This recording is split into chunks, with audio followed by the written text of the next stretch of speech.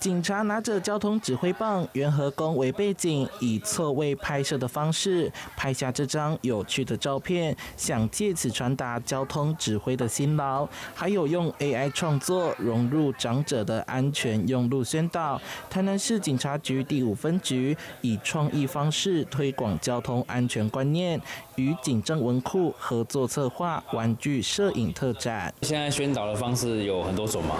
然後我是個人會比較喜歡說用比較幽默有趣的方式，而且這些玩具大家一看就知道，而且有些都是比較以前年代的玩具了，有些復古的玩具，所以可以喚起一些大家對於原來警察的宣導可以那麼活潑。希望透过這次的展覽，那以一種比較創新、輕鬆的方式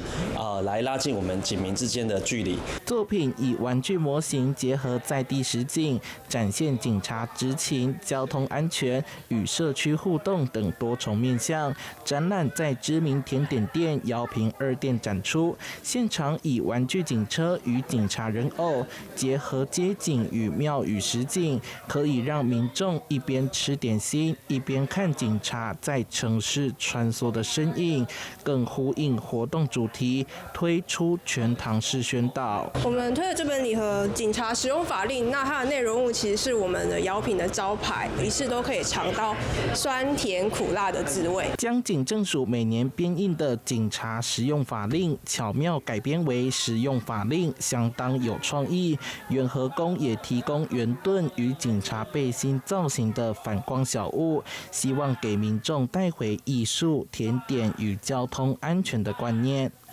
記者周懷談的報道。